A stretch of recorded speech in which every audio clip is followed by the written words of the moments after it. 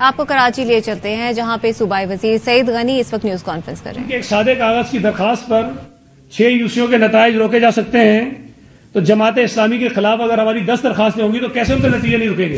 ان کے بھی روکیں. ایکول ٹریٹمنٹ ہونا چاہیے نا بھائی. اگر آپ غیر قانونی طریقے سے ایک کیس کو ٹیک اپ کر کے جماعت اسلامی کو فیور کر رہے ہیں تو اسی قسم کا کیس اگر پیپلز پارٹی کا آئے گا یا پی ٹی آئی کا آئے گا تو آپ کیسے ٹیک اپ بھی کریں؟ آپ کو ٹیک اپ کرنا پڑے اور آپ کو ان کے بھی یوسیوں کے نتائج روکنے پڑیں گے. پھر ایک اور کالم میں پتا چلا, ہم نے بڑی کوشش کی کوئی ریٹرن چیز مل جائے, کچھ نہیں ملی اس کی بھی. ٹی وی چینلز پر یہ پتا چلا کہ کل 3 اور یونین کمیٹیز ہیں جن کے نتائج روک دیے گئے. ان میں ایک یوسی گلشن اقبال ٹاؤن کی ہے اور 2 یوسی سفورہ ٹاؤن کی ہے. نہیں سوری, ایک چنیسر ٹاؤن کی ہے, 2 سفورہ کی. گلشن کی تو اس میں شامل ہے. ایک چنیسر ٹاؤن کی, 2 سفورہ ٹاؤن کی. اچھا, ان یوسیز کا کیس بڑا دلچسپ ہے. یہ وہ یوسیز ہیں جو اب اس میں تو الزام لگا رہے تھے آر اوز کے اوپر. یہ جو پوری درخواست ہے اس میں الیکشن کمیشن کا جو اعتراض تھا وہ آر اوز کے اوپر تھا کہ وہ نتیجے بدل رہے ہیں. الزام یہ تھا. یہ جو 3 یوسیاں جس کا میں ذکر کر رہا ہوں, آر اوز نے یہ جماعت اسلامی کو جتوا دی. جماعت اسلامی آر او کے نتیجے کے مطابق جیت گئی 3 یوسیاں, لیکن چونکہ مارجن کم تھا تو 3 جگہوں پہ جو امیدوار تھے انہوں نے درخواست دی کہ ریکاؤنٹ کریں. آر او کا یہ اختیار ہے کہ وہ ریکاؤنٹ کروائے یا نہ کروائے. آر او نے 3 جو آر او سے انہوں نے ریکاؤنٹنگ کی درخواست قبول کر لی. قبول کرنے کے بعد جتنے امیدوار الیکشن میں حصہ لے رہے تھے بشمول جماعت اسلامی کے, ان کو نوٹسز کیے کہ جناب فلاں تاریخ کو اتنے بجے آپ کے حلقے کے بیلٹ باکسز کی جو ہے نا بیلٹ پیپرز کی ریکاؤنٹنگ ہونی ہے. وہ پہنچے, جماعت اسلامی کے لوگ پہنچے اور کاؤنٹنگ کا عمل شروع ہوا. اور جب انہوں نے دیکھا کہ ریکاؤنٹنگ میں وہ ہار رہے ہیں تو عبدالرشید ان کے جو ایم پی ہیں, یہ دیکھا ہوگا آپ لوگوں نے کور کیا ہوا بھائی, وہ بہت سارے لوگوں کے ساتھ وہاں پہنچ گئے, ہنگامہ شروع کر دیا انہوں نے کہ رکوا دیں کسی طرح سے. یہ میں آپ کو بتا رہا ہوں چنیسر ٹاؤن کی یوسی, اس میں ہنگامہ کیا جائے گا انہوں نے. پھر سفورہ کی ہوئی, وہ آپ کو پتا ہے خاتون آر او تھی, اس کی گاڑی پہ حملہ کر دیا, اس کو تشدد کا نشانہ بنایا, دھمکیاں دیں. اسی طرح ایک وہ تیسرا والا تھا, اس کے ساتھ بھی یہ کیا انہوں نے. اب یہ الیکشن کمیشن کو یہ سوچنا چاہیے کہ یہ جو 6 یوسیاں تھی اس کا کیس الگ تھا. یہ جو کل والی 3 یوسیاں ہیں بھائی, اس میں اگر جماعت اسلامی کا یہی اعتراض تھا کہ جی فارم 11 ہمارے پاس ہے, اس میں ہم جیتے ہوئے ہیں, لیکن جو رزلٹ دیا ہے آر او نے وہ غلط دیا, اس میں ہارے میں تو بات تھی. یہاں تو یہ تھا کہ آر او نے بھی جماعت اسلامی کو جتوایا تھا اور ریکاؤنٹنگ ہوئی. جب ریکاؤنٹنگ ہو جاتی ہے اور بستے کھل جاتے ہیں اور بیلٹ پیپر سب کے سامنے رکھے جاتے ہیں تو پھر وہ جو پہلا آپ کو فارم 11 ملا ہوتا ہے اس کی حیثیت نہیں ہوتی, وہ ختم ہو جاتا ہے. اس لیے کہ آپ کی موجودگی میں تمام ووٹوں کی دوبارہ گنتی ہو رہی ہے, اور اس دوبارہ گنتی کے عمل میں ان 3 سیٹوں میں سے پی ٹی آئی نے 1 جیتی اور پیپلز پارٹی نے 2 جیتی. اب اگر کوئی شخص الیکشن کمیشن کے پاس درخواست دے کے چلا جائے سادے کاغذ پہ کہ جناب یہ 3 بھی ہیں, انہوں نے کہا ان 3 کو بھی اس میں ڈال دو, روک دو. یار کیسے روک دو بھائی, کوئی قانون ہے نہیں ہے, کوئی ضابطہ ہے نہیں ہے. مطلب کسی کی خواہش پہ چلنا ہے, فرمائش پہ چلنا ہے تو الگ بات ہے, لیکن میں یہ سمجھتا ہوں کہ الیکشن کمیشن بہت بہتر انداز میں اپنا کام کر رہا ہے, لیکن اس قسم کی چیزیں جماعت اسلامی کے دباؤ میں یا ان کی فرمائش پہ کر کے ایک اچھے الیکشن کو متنازع نہ بنائیں. قانون کے مطابق بالکل الیکشن کمیشن کا فرض ہے کہ وہ سب کو سنے اور قانون کے مطابق انصاف کرے. اگر پیپلز پارٹی کے ساتھ زیادتی ہوئی ہے اس کا ازالہ ہونا چاہیے, اگر جماعت اسلامی کے ساتھ زیادتی ہوئی ہے اس کا ازالہ ہونا چاہیے, اگر پی ٹی آئی کے ساتھ زیادتی ہوئی ہے اس کا ازالہ ہونا چاہیے. ہم نہیں اس پہ شو مچائیں گے. ایک طرف وہ کہتے ہیں کہ جی آر او جو ہے وہ رزلٹ چینج کرتے ہرا دیتے ہیں, ایک طرف آر او نے جتوا دیا, ریکاؤنٹنگ میں ہار گئے, اس پہ بھی کہتے ہیں یہ بھی قبول نہیں. میرا یہ خیال ہے کہ میں گزارش کروں گا الیکشن کمیشن سے, چیف الیکشن کمشنر صاحب سے, کہ آپ جو ہیں وہ مجھ سے زیادہ قانون کو سمجھتے ہیں اور اپنی ذمہ داریوں کو سمجھتے ہیں. مجھے امید ہے کہ الیکشن کمیشن اپنے اختیارات کے مطابق ان چیزوں کو ٹیک اپ کرے گا, اور اگر انہوں نے اسی طرح چلانا ہے بسم اللہ, ہمیں کوئی اعتراض نہیں. پھر جو درخواستیں ہماری آئیں گی اور آئیں گی انشاءاللہ تعالیٰ ہم بھیج رہے ہیں, کل سے ہم اپنی درخواستیں بھیج رہے ہیں, وہ آئیں گی اور ہماری استدعا بھی یہ ہوگی کہ ان یوسیز میں جو لوگ جیتے ہیں ان کا نوٹیفیکیشن روکا جائے. جس طرح ایک غیر متعلقہ آدمی کے درخواست پر ہماری جیتی ہوئی یوسیوں کا نوٹیفیکیشن روکا گیا ہے, اسی طرح ہماری درخواستیں جو غیر متعلقہ لوگ نہیں دیں گے, ہماری درخواست امیدوار دے گا. جو امیدوار وہاں سے لڑ رہا ہے الیکشن, جس امیدوار کو ہروایا گیا ہے, جو ہارا ہے, وہ اپنی درخواست دے گا. ہم الیکشن کمیشن کو اتنی آزمائش میں نہیں ڈالیں گے, ہم اتنی آزمائش میں ڈالیں گے کہ بھائی امیدوار نے خود درخواست دی ہے, لیکن نوٹیفیکیشن پھر ان یوسیز کا بھی رکنا چاہیے جہاں جہاں پر تنازعات ہیں. یہ میں سمجھتا ہوں کہ بہت ہی بد نصیبی کی بات ہے کہ اچھے بھلے الیکشن کو جو ہے وہ بلا وجہ, بلا جواز, دباؤ میں آ کر یا کسی کی فرمائش پر متنازع بنانے کی کوشش ہو رہی ہے. اور یہ بھی میں بتا دوں, اس میں جماعت اسلامی نے یہ بھی لکھا کہ جی چونکہ یہ آرو سارے سندھ حکومت کے ملازم تھے تو انہوں نے یہ سارے حکومت کے کہنے پہ کر رہے ہیں.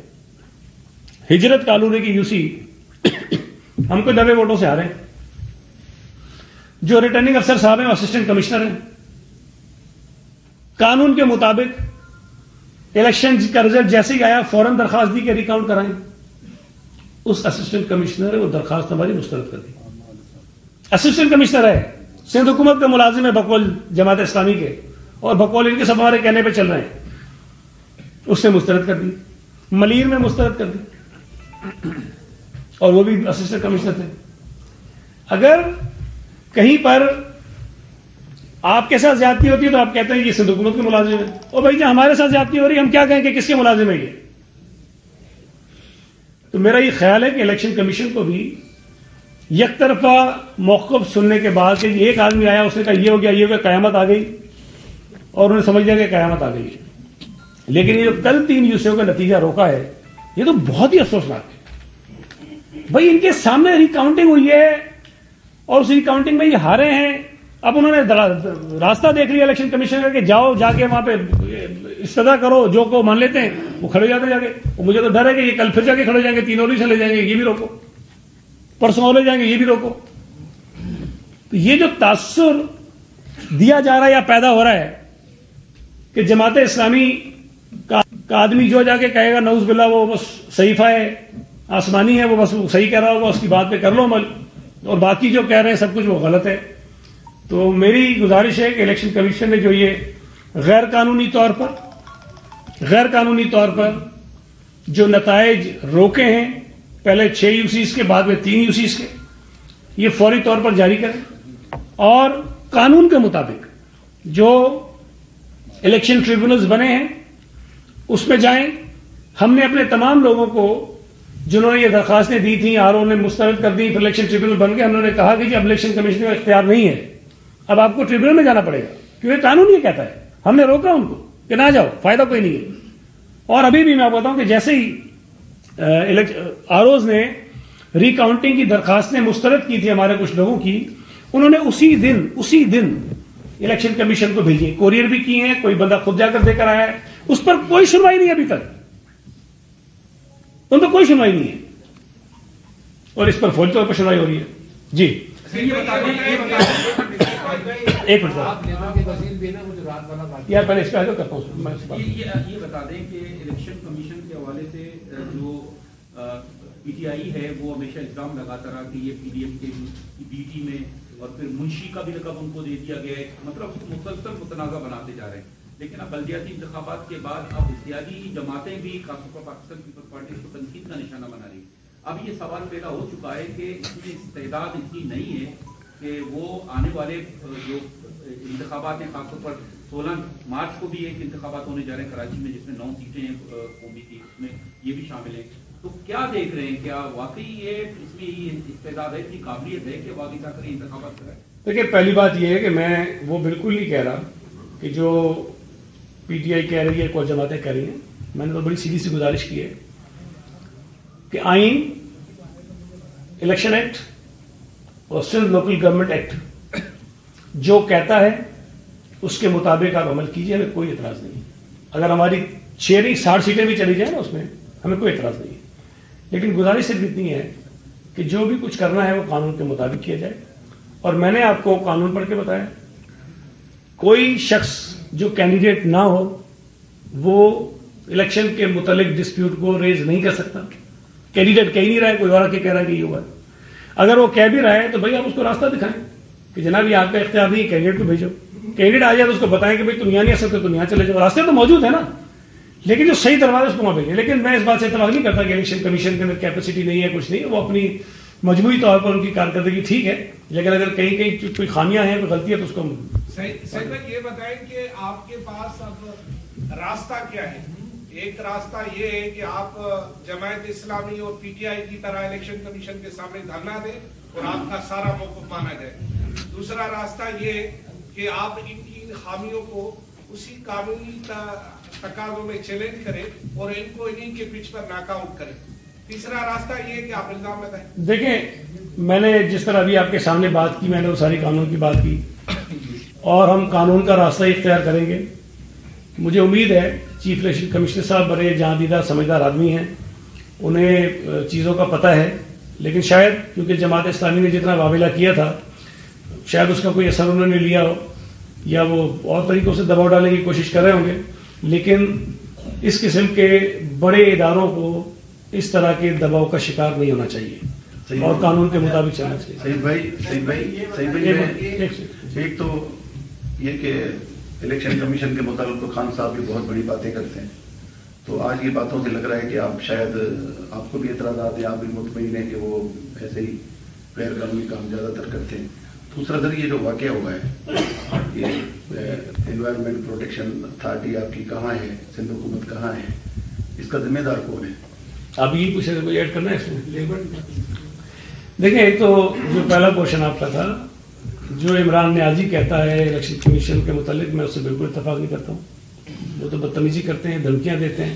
میں نے کوئی دھمکی نہیں دی، میں تو قانون کی بات کر رہا ہوں. مجھے محسوس ہوا کہ پیپلز پارٹی کے جو کینڈیڈیٹس ہیں ان کے ساتھ زیادتی ہو رہی ہے، اور میں نے مناسب سمجھا کہ میں آگاہ کروں آپ کے ذریعے کہ قانون کے مطابق کر رہے ہیں فیصلے، ہمارے ساتھ جاتیوں کی برداشت کر رہے ہیں. لیکن قانون کو ایک طرف رکھ کے دباؤ میں یا کسی خواہش پہ فیصلے جو ہے وہ نہیں ہونے چاہیے.